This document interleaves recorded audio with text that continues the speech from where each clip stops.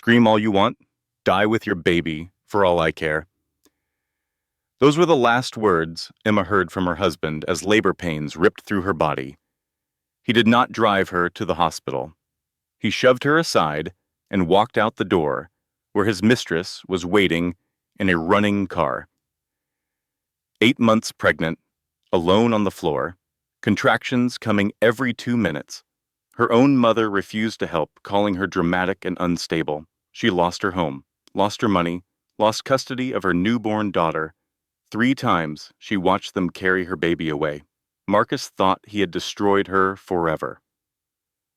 What he did not know, Emma was sitting on a $20 million inheritance he could never touch. And his precious new wife? She was about to become Emma's most powerful weapon. The value. This is not just a story of betrayal. This is a blueprint for survival. Inside this story, you will discover how one woman documented everything to win her custody battle, how she turned her enemies against each other, how she rebuilt her life from absolute zero while the world called her crazy. If you have ever been abandoned, gaslit, or told you are not enough, this story will remind you of a truth they tried to make you forget. You are not broken. You are being forged. The meaning. Every woman who has faced a narcissist, a betrayal, or a system designed to silence her will recognize Emma's journey. This story exists to remind you that your darkest chapter is not your final chapter, that the people who underestimate you are writing their own downfall, that rising from ashes is not luck. It is a choice you make every single day. The sunrise painted the kitchen windows gold as Emma Richardson stood with her hand resting on her swollen belly. 8 months pregnant, barefoot on the cold tile floor, she watched the light stretch across the countertops she had designed herself. This house was her dream made real. Every room, every color, every carefully chosen fixture represented years of saving, planning, and building her interior design business from nothing. She had poured her soul into these walls. Your grandpa always said something to me when I was little, she whispered to her unborn daughter. He said the measure of a person is not what they have. It is what they do when everything gets taken away. I never really understood that. I thought I was safe here. I thought love would protect us. She heard footsteps upstairs. Her husband Marcus was getting ready for work. She should start breakfast. She should smile.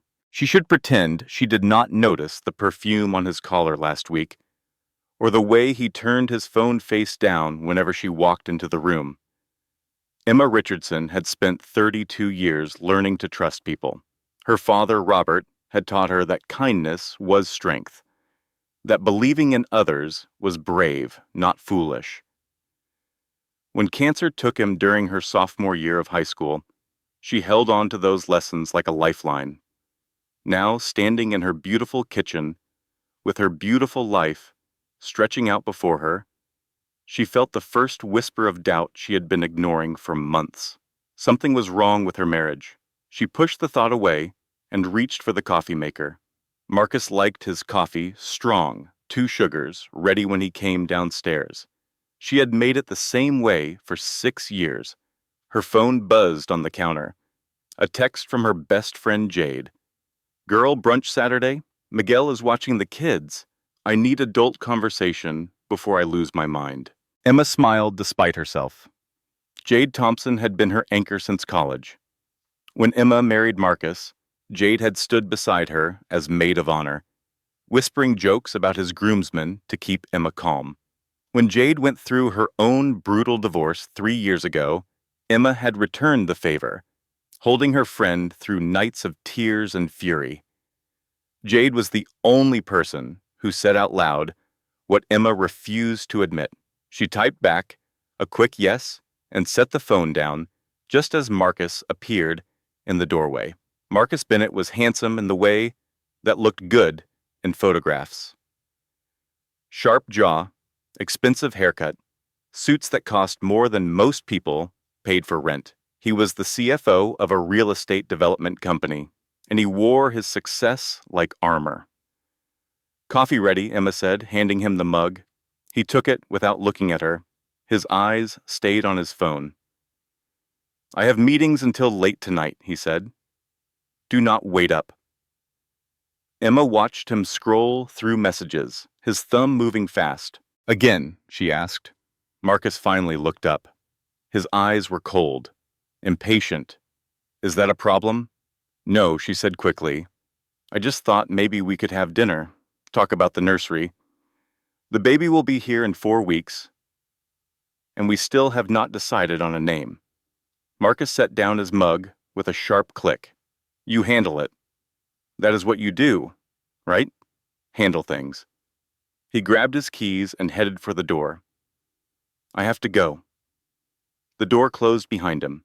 Emma stood alone in her beautiful kitchen, coffee growing cold in her hands, and felt the foundation of her life begin to crack. She did not know it yet, but in 72 hours she would be homeless, penniless, and giving birth alone in a hospital, while her husband celebrated with another woman. She did not know that her own mother would betray her, that the courts would try to take her daughter, that she would lose everything she had built, not once, but 3 times. And she certainly did not know about the $20 million inheritance her father had left her, the secret her mother had hidden for 17 years, the fortune that would eventually help her destroy the man who threw her away like garbage. But that morning, Emma Richardson simply washed the coffee mug, pressed her hand to her belly, and whispered to her daughter, "Whatever happens, I am going to protect you. I promise." This was Huck. Saturday came with gray skies and the promise of rain. Emma sat across from Jade at their favorite brunch spot, pushing eggs around her plate. Jade watched her with knowing eyes. Jade was beautiful in the way that commanded attention. Dark skin, natural hair, a laugh that filled any room she entered. She was also the most perceptive person Emma knew, which meant she saw through Emma's forced smile immediately. "Okay," Jade said, setting down her mimosa. "Spill it." Emma shook her head. "It is nothing. Girl, I have known you for 12 years. You are doing that thing where you rearrange your food instead of eating it. You only do that when something is wrong," Emma sighed. She looked around the restaurant, making sure no one was listening. "I think Marcus is having an affair." Jade did not look surprised. She looked resigned. "What makes you think that? He works late every night. He hides his phone.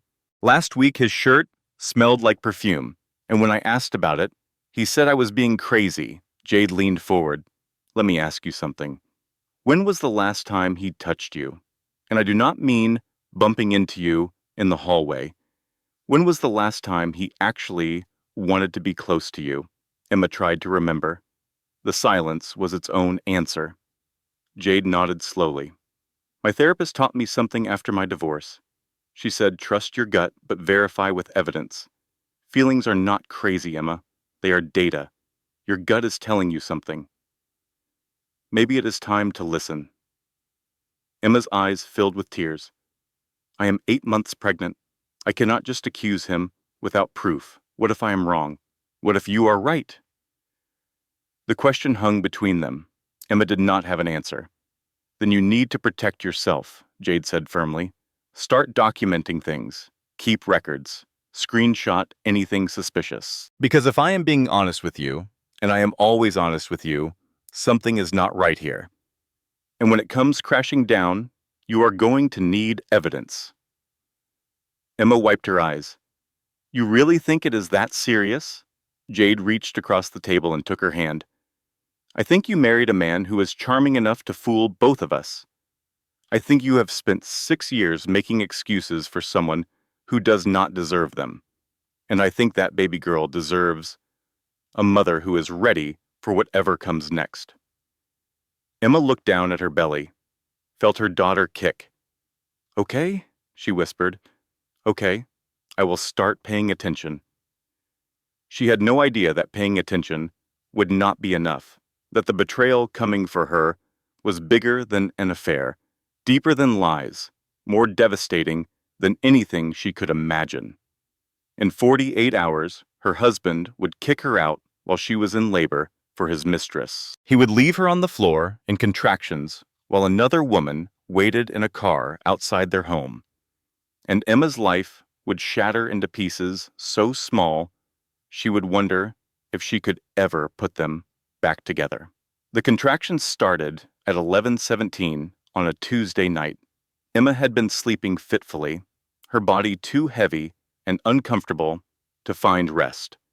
When the first wave of pain rolled through her, she gasped and sat up in bed. The space beside her was empty. Marcus was not home yet.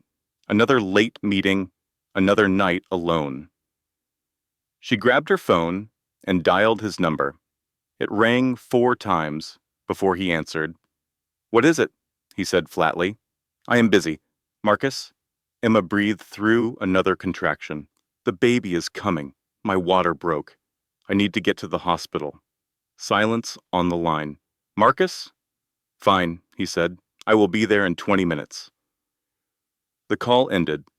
Emma slowly got out of bed, each movement careful and measured. She had packed her hospital bag weeks ago, rehearsed this moment 100 times in her mind. She had imagined Marcus holding her hand, coaching her through the breathing exercises, being there when their daughter entered the world. She had never imagined this. 20 minutes passed, then 30, then 45. The contractions were coming faster now, harder. Emma sat on the edge of the bed, breathing through the pain, checking her phone every few seconds. She called Marcus again. No answer. Again. Voicemail. At midnight, she heard the front door open. "Marcus," she called out, relief flooding through her. "Thank God. We need to go now." She grabbed her bag and walked to the top of the stairs. What she saw stopped her cold. Marcus stood in the foyer, fully dressed in his best suit. Cologne she did not recognize. Car keys in his hand. He was not coming to take her to the hospital. He was leaving again. "Marcus," Emma said, gripping the railing as another contraction hit. "What are you doing?" "I told you the baby is coming." He looked up at her with eyes she did not recognize. Cold, distant, empty. "Now," he said, seriously. "It has to be now. The baby does not care about your schedule." Emma made her way down the stairs, one hand on her belly, the other gripping the rail. "Please. The hospital is 20 minutes away. I need you to drive me." Marcus laughed. It was not a kind sound. "You need me," he repeated. "Of course you do. You have always needed me. Needed my money, needed my name, needed a father for your desperate little pregnancy project." Emma stared at him. "What are you talking about?" He stepped closer, his face twisting into something ugly. "You want to know the truth?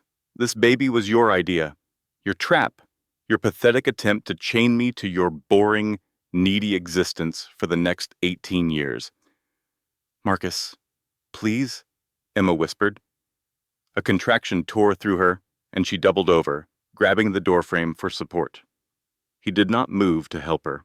He watched her pain with something like satisfaction. "I am done pretending," he said. "Done playing house with you. Done watching you waddle around like you have accomplished something by getting pregnant." Tears streamed down Emma's face. "You do not mean this. Something is wrong with you. Just take me to the hospital and we can talk about this later." Marcus reached for the door handle. A car was waiting outside. Through the window, Emma could see a woman in the passenger seat. Her heart stopped. "Who is that?" Emma asked. Marcus smiled. "That is Vanessa. She has been my assistant for 2 years. She is going to be my future, and you are going to be my past." The contraction eased enough for Emma to straighten up. She looked at her husband, really looked at him, and finally saw the monster she had been sleeping next to for 6 years. "You are leaving me," she said slowly. "Right now. While I am in labor, I am leaving this joke of a marriage," Marcus corrected. "You can figure out the rest yourself. You're so capable, right? So independent? Here's your chance to prove it. He opened the door. Cold air rushed in. Emma grabbed his arm. Marcus, please. Whatever I did, whatever happened between us, the baby is innocent. She needs her father there when she is born. For a moment, something flickered in his eyes. Emma thought maybe she had reached him. Then his face hardened again. She is your project, he said, not mine. Handle it. He shoved her. Not hard enough to knock her down, but hard enough to send her stumbling backward. She caught herself on the wall, a cry escaping her lips as another contraction hit. Marcus stepped outside, then turned back with one final look. Oh, and Emma, do not be here when I get back. My lawyer will be in touch about the house. It is in my name, after all. The door slammed shut.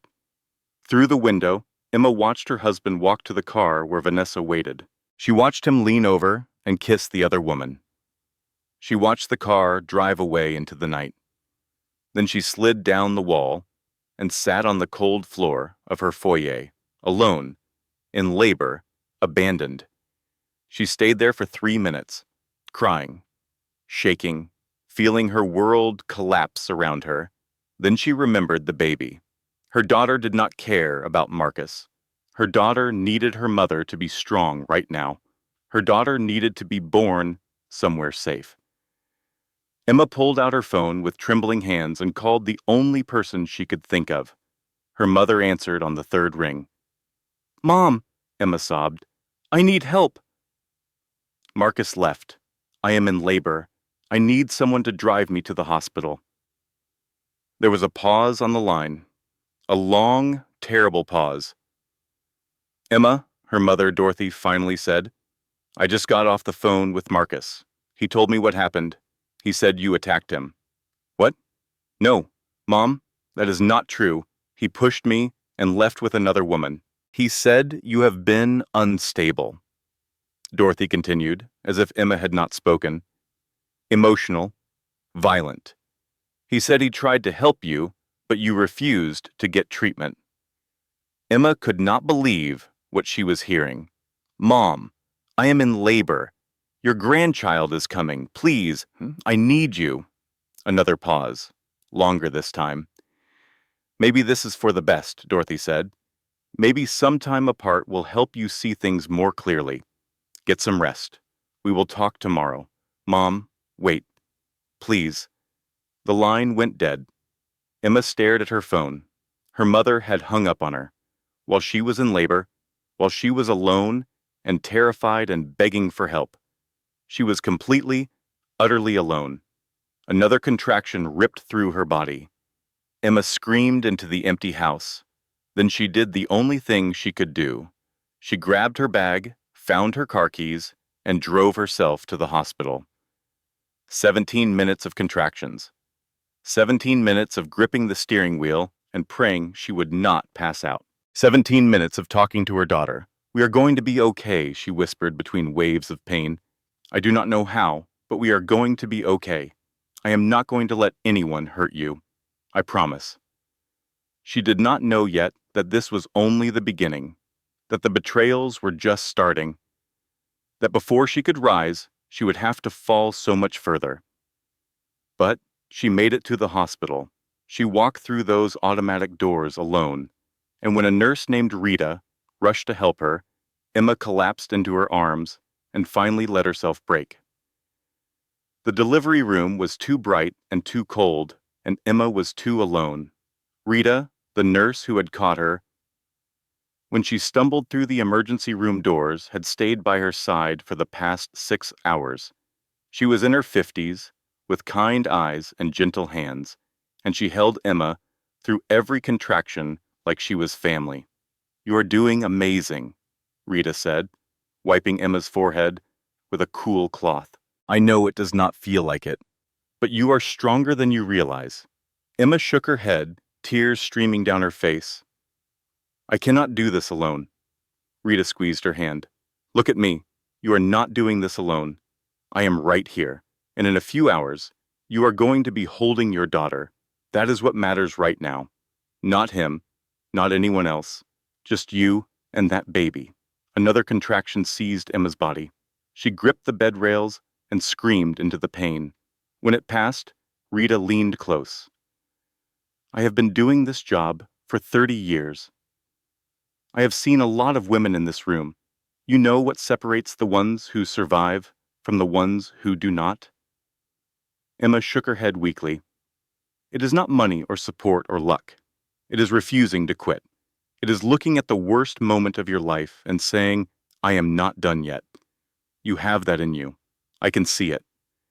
The hours blurred together, pain and exhaustion and fear and something else. Something that felt like determination hardening in Emma's chest. At 4:47 in the morning, her daughter was born. The doctor placed the baby on Emma's chest, wet and wailing and perfect. And for one crystalline moment, nothing else existed. Not Marcus, not the betrayal, not the terror of what came next. Just her daughter. Hi, Emma whispered, touching the tiny face with trembling fingers. Hi, baby girl. I am your mom. I know things are not starting the way I planned, but I promise I'm going to take care of you. I promise I'm going to protect you. The baby's cries softened. Her tiny hand wrapped around Emma's finger. Rita smiled through her own tears. What are you going to name her? Emma had thought about names for months. She and Marcus had argued about it, could never agree. He wanted something trendy, something impressive. She wanted something meaningful. Now the choice was hers alone. Lily, Emma said softly. Lily Grace Richardson. Not Bennett. Richardson. Her father's name. Her name. Rita wrote it down carefully. That is beautiful. They cleaned Lily up and brought her back, wrapped in a soft blanket with a pink hat. Emma held her daughter and watched the sun rise through the hospital window. For 3 hours, she let herself believe the worst was over. Then the worst truly began. Emma's hospital room door opened just after 8 in the morning. She expected a nurse or a doctor. Instead, she saw her mother. Dorothy Richardson was 61 years old and looked 45. Expensive face cream, careful makeup, clothes that whispered wealth without shouting it. She had married well after Emma's father died. Her second husband, Gerald, was a businessman who valued appearances above all else. Emma, Dorothy said, stepping inside, like she owned the room. You look terrible. Emma stared at her. You hung up on me. You left me alone while I was in labor. Dorothy waved her hand dismissively. I came as soon as I could this morning. Let me see the baby. She reached for Lily. Emma pulled her daughter closer. Do not touch her. Dorothy's eyes narrowed. Excuse me. You chose Marcus over me last night. You believed his lies and left me alone. You do not get to walk in here and pretend nothing happened. Dorothy sat down in the visitor chair, crossing her legs elegantly. I did not choose anyone. I was trying to help. Marcus called me. He was very concerned about your mental state. He said you had been having episodes. Episodes of what? Being married to a cheater? He said you were paranoid, emotional, that you refused to see a therapist. Emma laughed bitterly. Let me tell you what actually happened last night. I went into labor. I called my husband. He came home, told me our marriage was a trap, introduced me to his mistress, who was waiting in the car, shoved me, and left me on the floor in contractions. Then I called you begging for help, and you told me to get some rest. Dorothy's face did not change. That is not what Marcus described. Marcus is a liar. Marcus is a successful, stable man who has taken very good care of you for 6 years. Dorothy's voice hardened. Maybe if you had been more appreciative, more supportive of his career, he would not have needed comfort elsewhere. Emma felt like she had been slapped. Are you blaming me for my husband cheating on me and abandoning me during childbirth? I am saying there are 2 sides to every story. The door opened again. A man in a suit entered, carrying a folder. "Emma Richardson, I am here to serve you with papers." Emma took the folder with numb hands. Divorce petition, filed by Marcus Bennett, citing irreconcilable differences and requesting full ownership of the marital home. There was more. A request for a psychological evaluation. A claim that Emma had exhibited violent behavior. A motion to freeze their joint bank accounts, pending investigation. "He is taking everything," Emma whispered. Dorothy stood up and smoothed her skirt. "Marcus and I had a conversation this morning. He is willing to be reasonable about custody if you do not fight him on the house and the money. Reasonable about custody of my daughter. His daughter, too," Dorothy said. "And frankly, Emma, given your current state, perhaps it would be better for the baby to have a stable home with her father while you get help."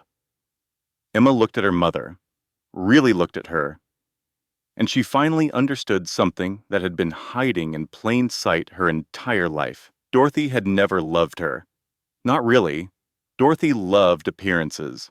She loved money. She loved the comfort of being on the winning side. And right now, Marcus looked like the winner. "Get out," Emma said quietly. "Emma, be reasonable. Get out of my room. Do not come back. Do not call me. Do not try to see my daughter." Dorothy's face flushed with anger. "You are making a mistake. When you lose everything and have nowhere to turn, do not come crying to me." She walked out without looking back. Emma sat alone in her hospital room, her newborn daughter in her arms, her entire life in ruins around her. She had no husband, no home, no money, no mother. She had nothing except Lily. And in that moment of complete devastation, staring at her daughter's sleeping face, Emma made a vow. "I do not know how," she whispered. "I do not know when, but I am going to survive this. I am going to rebuild, and someday, everyone who hurt us is going to regret it." Rita appeared in the doorway. She had been listening. Her eyes were wet. "First thing you need to do," Rita said softly, "is document everything. Texts, calls, witnesses, dates, times. Courts do not care about feelings. They care about evidence. Start your paper trail today, right now." Emma nodded slowly. She reached for her phone with one hand, keeping Lily close with the other. The war had just begun. 1 week later, Emma stood on the sidewalk outside the home she had designed with her own hands, watching movers carry her belongings to a storage unit. Marcus had moved fast. His lawyers were expensive and ruthless. The house was in his name. The bank accounts were frozen, pending the divorce. Her business partner had abandoned her. Her clients had been told she was mentally unstable and should not be trusted. She had nothing. Jade stood beside her, Lily sleeping in a carrier against Jade's chest. Neither of them spoke. There was nothing to say. A black car pulled up to the curb. Emma tensed, expecting more lawyers, more papers, more ways for Marcus to destroy her. Instead, an older man stepped out. White hair, kind eyes, an expensive but understated suit. "Emma Richardson? I am Charles Whitmore. I was your father's attorney," Emma frowned. "My father died 17 years ago." "I know." Charles glanced at the movers, at Jade, at the baby. "Is there somewhere private we can talk?" They found a coffee shop around the corner. Charles bought everyone drinks and waited until they were settled in a corner booth before speaking. "Emma, what I am about to tell you may come as a shock. Your father left you an inheritance." Emma shook her head. "My mother always said my father was irresponsible with money. She said he left nothing but debt." Charles smiled sadly. "Your mother lied." The words hung in the air. Jade leaned forward. "What are you talking about?" Charles opened his briefcase and pulled out a folder thick with documents. Robert Richardson was a brilliant man, quiet about his success, but brilliant. In the years before his death, he made several early investments in technology startups. By the time he passed, Those investments were worth approximately $4 million. He placed them in a trust for you, Emma, with instructions that I manage it until you truly needed it. Emma felt dizzy. $4 million? That was 17 years ago. Charles slid the folder across the table. The trust has grown considerably. The current value is just over $20 million. Jade made a choking sound. 20 million. Emma could not process it. $20 million. She was homeless, penniless, fighting for custody of her daughter, and there had been $20 million waiting for her this entire time. My mother knew, Emma said slowly. It was not a question. Your mother was informed of the trust when your father died. Charles nodded. She was also told that she had no legal claim to any of it. Your father was very specific. The money was for you alone. Your mother resented that deeply. She hid it from me for 17 years. She told me you did not need to know. That it would spoil you. Charles sighed. I should have contacted you sooner. I apologize for that. But your father left very specific instructions. I was only to reveal the trust when you truly needed it. When I saw the news about your situation, I knew it was time. Emma opened the folder with trembling hands. Legal documents, investment statements, letters in her father's handwriting. She pulled out one of the letters. My dearest Emma, her father had written. If you are reading this, then life has knocked you down hard enough that Charles believed you needed to know the truth. I am sorry I could not be there to help you stand back up, but I want you to understand something important. I did not leave you this money to make your life easy. I left it so you would never have to fight from true desperation. The money is a safety net, not a foundation. Your foundation has to be you, your strength, your courage, your refusal to quit. Build yourself first, Emma. Then use this gift to build something even greater. I believe in you. I always have. Love forever, Dad. Tears streamed down Emma's face. She had not cried for her father in years, and now the grief poured out fresh. Jade wrapped an arm around her. This changes everything. Charles held up a hand. There are conditions. Your father wanted to make sure you were ready to handle this responsibly. The trust requires you to complete a financial literacy program before accessing the full amount. You must also demonstrate self-sufficiency for 6 months. During that time, you will receive a living stipend of $3,000 per month. That is still more than enough, Jade said. Charles nodded. There is one more thing. Any legal challenges from family members could freeze the trust for years while the courts sort it out. Emma understood immediately. If my mother finds out and contests it, or your husband, ex-husband.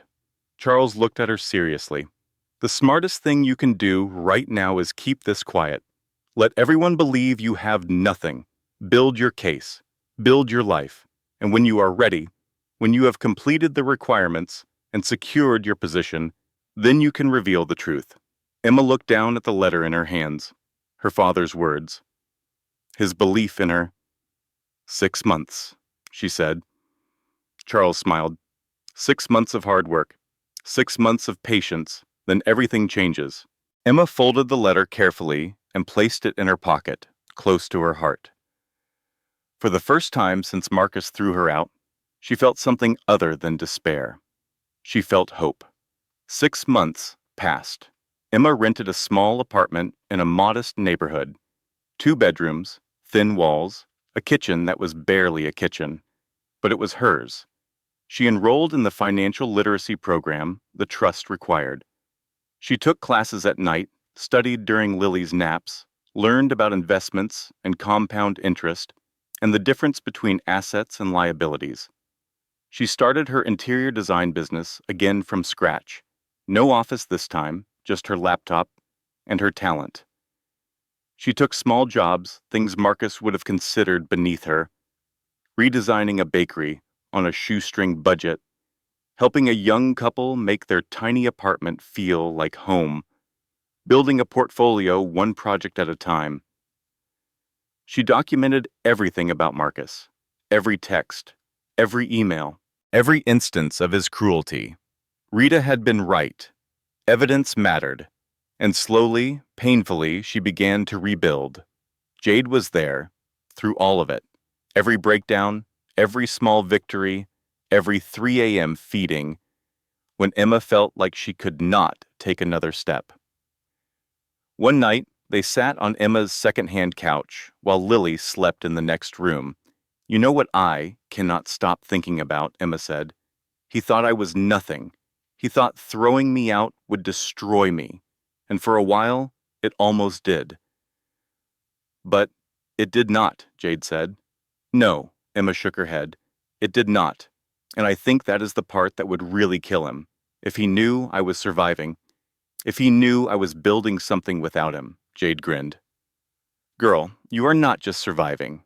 You are coming back stronger. I have seen your new designs. They are the best work you have ever done," Emma smiled. "Pain is apparently great for creativity. Who knew trauma could be so productive?" They both laughed. It felt good to laugh. Emma's neighbor, Miguel, knocked on the door around 9 that night. His daughter, Sophia, was 3, a year older than Lily, and the two men had formed an unlikely friendship over shared exhaustion and single parenthood. "Sorry to bother you," Miguel said. Sophia drew you a picture. He held up a crayon masterpiece that appeared to be either a dinosaur or a house. "We are not entirely sure what it is, but she insisted you needed to have it immediately." Emma took the picture and studied it seriously. "I think it is a dinosaur living in a house." Sophia nodded vigorously from behind her father's legs. "That is exactly right," Miguel said. "Artistic genius clearly runs in the family." Emma invited them in for tea. They ended up assembling a bookshelf from a discount furniture store, Miguel reading the instructions wrong at least 4 times. "This is definitely a bookshelf," Miguel announced after an hour. "It was supposed to be a changing table," Emma said. "Well, now it is a bookshelf. Adapt and overcome." Sophia and Lily played on the floor while the adults laughed at their failure. It was a small moment, ordinary. But Emma realized she had not felt this normal in months. Maybe that was the point. Maybe normal was the victory. The custody hearing came on a Tuesday morning. Emma walked into the courthouse with Jade on one side and her attorney Grace Okonkwo on the other. Grace was exactly the kind of lawyer Emma needed. Brilliant, fierce, and completely unintimidated by wealthy men who thought they could buy justice. "You have documented everything," Grace said as they approached the courtroom. "You have maintained a stable home and steady income for 6 months. You have completed parenting classes and therapy. The evidence is on your side." Emma nodded, but her hands were shaking. Marcus was already inside with his expensive legal team. Vanessa sat in the gallery behind him, perfectly polished, smirking at Emma as she entered. The hearing began. Emma's lawyer presented the evidence methodically. The abandonment during labor, the witnesses who saw Marcus leave, the texts showing his cruelty, Emma's recovery, her stability, her devotion to Lily. For 2 hours, it seemed like everything was going to be okay. Then Marcus's lawyer stood up. "Your Honor, we have evidence that Mrs. Richardson has been hiding assets throughout these proceedings." Emma froze. The lawyer handed documents to the judge, bank statements showing Emma's $3,000 monthly stipend, a letter from Charles Whitmore referencing the trust. "Mrs. Richardson has a $20 million inheritance she has deliberately concealed from this court. We move to freeze all assets pending a full investigation into possible fraud." The courtroom erupted. Grace jumped to her feet, objecting. Marcus smiled with cold satisfaction. Emma sat frozen as her careful plans crumbled around her. The judge called for order and reviewed the documents. After a long silence, she spoke. "Given this new information, I am ordering a 30-day continuance for investigation. All of Mrs. Richardson's assets, including the trust in question, will be frozen pending review. Additionally, given the concerning nature of this concealment, I am granting Mr. Bennett temporary primary custody. No, Emma whispered. No, please. Mrs. Richardson will have supervised visitation twice per week. This court will reconvene in 30 days. The gavel fell. Marcus stood and straightened his tie. His lawyer began gathering papers. Across the room, Emma watched as the woman from Child Services approached, ready to take her daughter. Emma, Grace said urgently, we will appeal. We will fight this, but Emma was not listening. She was watching Marcus lift Lily from the carrier, watching her daughter reach back toward her, confused and crying. Mama, Lily sobbed. Mama. It is okay, baby. Emma's voice cracked. Mommy will see you soon. I promise. Marcus carried Lily toward the door. Vanessa followed, throwing one last look over her shoulder. Better luck next time, she mouthed. And then they were gone. Emma stood in the empty courtroom, Jade holding her up, and screamed. The apartment was too quiet. Emma sat on the floor of Lily's room, surrounded by stuffed animals and tiny shoes and the crib that was supposed to hold her daughter. 24 hours since the hearing. 24 hours since Marcus took Lily away. She had not eaten, she had not slept, she had barely moved. Her phone buzzed with messages she could not bring herself to read.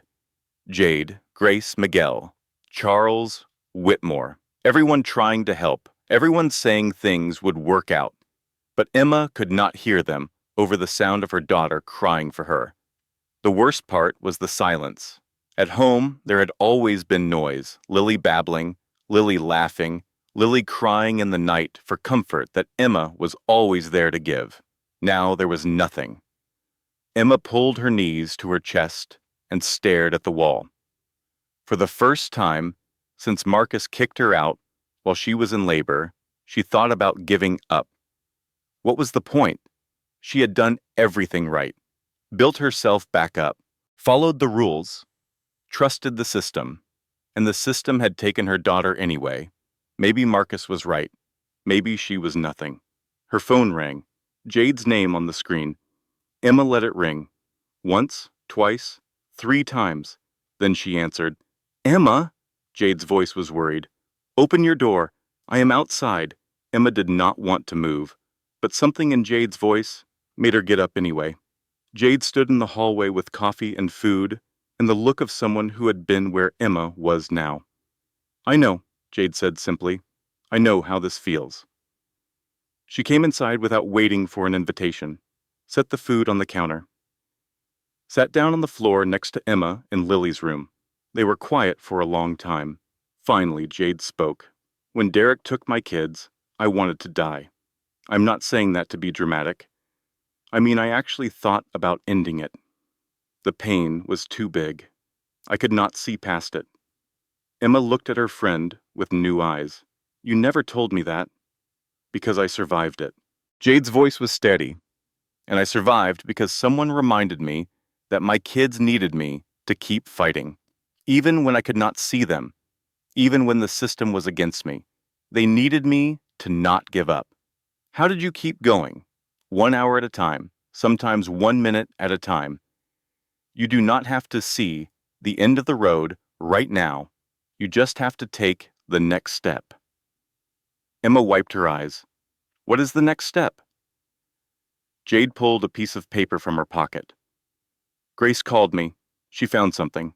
Marcus's company has been under investigation for financial irregularities for months. Something about embezzlement, offshore accounts. It is not public yet, but it is coming. Emma frowned. What does that have to do with custody? If Marcus goes down for financial crimes, if he is charged with fraud or worse, the custody arrangement gets revisited immediately. And Emma, here is the really interesting part. Jade leaned closer. Guess who has been helping him hide the money? Who? Vanessa. His new wife. She is not just his mistress. She is his accomplice. Emma felt something shift inside her, the fog of despair cracking open, letting in a sliver of light. We need evidence, Emma said slowly. We need more than evidence. Jade's eyes gleamed. We need Vanessa to turn on him. Why would she do that? Because Marcus is cheating on her too, with multiple women. My cousin works in IT at his company. The rumors are everywhere. Vanessa thinks she is special, but she is just the next victim. Emma stood up. For the first time in 24 hours, she felt something other than grief. She felt anger, and anger could be fuel. Call Grace, Emma said. We need a plan. The next 2 months were a war fought in shadows. Emma could not approach Marcus directly, could not confront Vanessa, could not let anyone know she was planning anything at all. Instead, she watched, waited, gathered information like weapons. Grace worked her legal connections, pulling threads on the financial investigation. It turned out Marcus had been embezzling from his own company for years, funneling money into offshore accounts using shell corporations to hide assets. Vanessa had helped him set up the structures, had signed documents, had made herself complicit. But Marcus was also making a mistake that arrogant men often make. He was underestimating everyone around him, including Vanessa. Emma found her opportunity 3 weeks into her campaign. Vanessa frequented a high-end salon downtown every Thursday afternoon. Emma arranged to be there at the same time, getting a simple manicure, watching without appearing to watch. Vanessa was on the phone, voice low but not low enough. What do you mean he was with someone else last night? Vanessa hissed into her cell. He told me he had a board meeting. Pause. That is the 3rd time this month. He promised me. He said I was different. Another pause, longer this time. No, I cannot confront him. You do not understand what he is like when he is angry. I just have to be patient. Once the divorce is final and he has full custody, he will not need to keep up appearances anymore. Then things will change. Emma filed that information away. Vanessa was scared of Marcus. Vanessa was being lied to. Vanessa was waiting for a future that would never come. That was leverage. The opportunity came sooner than expected. One night, Emma's phone rang with an unknown number. She almost did not answer. Is this Emma Richardson? A woman's voice, nervous, familiar. Who is this? A long pause. This is Vanessa. Emma's heart stopped, then started again, faster. What do you want? I need to talk to you. In person, alone. Vanessa's voice cracked. Please, I know you hate me. You have every right to. But I have information you need, and I am running out of time. They met at a park the next afternoon, neutral ground. Emma brought Jade, who waited in the car nearby just in case. Vanessa looked different up close, older, tired. The polish had worn thin, and underneath was just a woman who had made terrible choices and was only now realizing the consequences. Before you say anything, Emma started, I need to know why. Why help him destroy me? What did I ever do to you? Vanessa laughed bitterly. You did not do anything. You were just in the way. Marcus told me you were crazy, controlling, that you trapped him with the pregnancy. I believed him because I wanted to believe him, because believing him meant I was not a homewrecker. I was a rescuer. And now I know he tells everyone the same story. Every woman he discards becomes the crazy ex who trapped him. I am not special. I am just next. Emma studied her. What do you want from me? Vanessa pulled a flash drive from her purse. This has everything. The offshore accounts, the shell companies, the embezzlement records. I have copies of every document I helped him create. It is enough to send him to prison for years. Emma did not reach for it. Why give this to me? Because he is going to throw me under the bus. Vanessa's eyes filled with tears. His lawyers are already building a case to blame everything on me. I heard them talking. I am the scapegoat. I go to prison while he walks away. So, this is about self-preservation. Partially. Vanessa wiped her eyes. But it is also about your daughter. I have seen how he treats her, Emma. Like a prop. Like a possession. He does not love Lily. He only took her to hurt you. And I cannot be part of that anymore. Emma finally took the flash drive. It was heavier than it looked. Or maybe that was just the weight of everything it represented. If I use this, Emma said slowly, you will probably still face charges. Cooperating might reduce your sentence, but it will not make you innocent. I know. Vanessa stood up. I am not asking for forgiveness. I am just trying to make something right before it is too late. She walked away without looking back.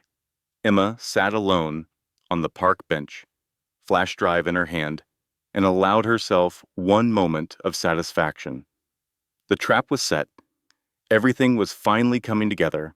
The financial investigation had gone public. Marcus was under scrutiny from federal agencies. Emma's lawyers had filed new custody motions based on changing circumstances. The flash drive Vanessa provided had been turned over to prosecutors. For the first time in months, Emma allowed herself to hope. That was when the catastrophes began. The first catastrophe came on a Sunday morning. Emma's mother, Dorothy, appeared at her door, tears streaming down her face. Emma, I was wrong, Dorothy sobbed. Marcus manipulated me. He used me against you, and I was too blind to see it. Please forgive me. I want to know my granddaughter.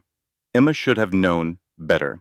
She should have listened to every instinct screaming that this was a trap. But Dorothy was her mother, and some part of Emma still wanted to believe that family meant something. She allowed Dorothy to visit. Supervised. Cautious. But she allowed it. 1 week later, Dorothy offered to take Lily to the park, while Emma finished a client presentation. Just an hour. Just around the corner. Lily never came back from the park. Dorothy took her directly to Marcus's house. A coordinated custody violation disguised as a grandmother's outing. Emma called the police. They said it was a civil matter. Grandparent visitation rights were complicated. They could not intervene. Emma called Grace. Emergency motions were filed, but the courts moved slowly, and Marcus had bought time. Her daughter was gone again. The second catastrophe came 3 days later. A video appeared online. Edited footage showing Emma screaming at Marcus in a parking lot. Context removed. Words distorted. She looked unhinged, violent, exactly the woman Marcus had always claimed she was. The video went viral within hours. Millions of views, thousands of comments. She looks crazy, people wrote. No wonder he left her. That poor man. Emma watched her reputation shatter in real time. Her business clients started canceling. Her landlord asked her to move out to avoid attention. Even strangers on the street recognized her face. Grace traced the video's origin to a PR firm connected to Marcus's legal team. But proving that would take time they did not have. The third catastrophe was the worst. A different judge, one with connections to Marcus's family, granted him emergency, temporary custody based on the viral video and Dorothy's testimony about Emma's instability. Emma stood in another courtroom, watching her daughter carried away for the third time. This time, Lily did not cry. She just looked at her mother with confused, exhausted eyes, like she had stopped believing Emma could save her. That look broke something inside Emma that she was not sure could be fixed. She went home to an empty apartment. No daughter, no reputation, no hope. She sat on the floor and pulled out the one thing she had never opened, the last letter from her father, the one marked, "For when things are darkest." Her hands shook as she unfolded the paper. "Emma," her father had written, "if you are reading this, you have hit a wall you cannot see over. Good. That is where the real you emerges. I did not leave you money to make life easy. I left it so you would never fight from true desperation. But the fight? That is yours. The woman who faces the wall and says, "Not today," that is my daughter. Now go show them who you are. Emma read the letter 3 times. Then she stood up. The wall was in front of her, massive, insurmountable. She looked at it and said the words out loud, "Not today." Marcus Bennett stood at the center of his company's annual charity gala, champagne in hand, surrounded by the wealthy and powerful people who still believed his lies. The investigation had not touched him yet. His lawyers had delayed, deflected, buried the truth under mountains of paperwork. Tonight he looked like a man who had won. Emma watched him from across the ballroom. She had spent 3 weeks preparing for this moment. 3 weeks of strategy with Grace. 3 weeks of coordination with federal prosecutors who were very interested in the evidence Vanessa had provided. 3 weeks of learning exactly how to dismantle a man who thought he was untouchable. She wore a silver gown that cost more than her first apartment. Her hair was perfect. Her shoulders were back. She looked like a woman who had been broken and rebuilt into something stronger, because she was. The lights dimmed as the evening's program began. Marcus took the stage to applause, ready to deliver remarks about corporate responsibility and giving back. He never got the chance. Emma walked toward the stage. The crowd parted, confused, as she climbed the steps and took the microphone from his hand. "Good evening," she said, her voice calm and clear. "My name is Emma Richardson. Some of you know me as the unstable ex-wife from a viral video. Tonight, I am going to show you the truth." Marcus reached for the microphone. "Security," he called. "Get her off the stage." No one moved. The security team had been informed earlier that federal agents would be present tonight. Interfering with the program was not advisable. Emma pressed a button on the remote in her hand. The screens around the ballroom lit up. First, the unedited video. The full footage showing Emma pleading for her daughter while Marcus mocked her, showing the way he had twisted her desperation into propaganda. Gasps rippled through the crowd. "This is the context that was cut," Emma said. "This is what really happened." She pressed another button. Financial documents appeared. Account numbers, transaction records, shell company structures. "Your host is not a businessman. He is a criminal." For years, Marcus Bennett has been embezzling from his own company, hiding money offshore, defrauding investors. The evidence is now in the hands of federal prosecutors. The crowd erupted. Marcus lunged for the remote. Emma stepped back smoothly. She pressed another button. Dorothy's bank records appeared. Wire transfers from Marcus. Dates and amounts clearly visible. Even my own mother took money to testify against me, to help him steal my daughter. Emma saw Dorothy in the crowd, face white, trying to push toward the exit. People pulled away from her like she was contagious. One more button. Vanessa's recorded statement appeared on screen. "Everything Emma said is true." Vanessa's voice filled the ballroom. "I helped him. I am not proud of it. But I am done being his accomplice." The room erupted into chaos. Reporters shouted questions. Guests pulled out phones. Marcus stood frozen at the center of the storm, finally seeing the walls closing in. Emma stepped closer to him, spoke quietly enough that only he could hear. "You threw me out while I was in labor. You told me to die with my baby. You thought I was nothing." She looked him in the eyes. "I was never nothing. I was just waiting." The doors burst open. Federal agents entered the ballroom, moving with purpose toward the stage. "Marcus Bennett, you are under arrest for fraud, embezzlement, and conspiracy. You have the right to remain silent." They put him in handcuffs while the cameras flashed. Emma watched them lead him away, and for the first time in 18 months, she felt something she had almost forgotten. Peace. 1 year later, Emma stood in the garden of the house she had designed herself. Not the old house, not the one Marcus had taken from her. This was new, better, built from the ground up with money she had earned and inherited and invested wisely, built with rooms full of light and a nursery painted the exact shade of yellow that made Lily smile. This house was not just a home. It was proof that being kicked out while in labor for your husband's mistress was not the end of the story.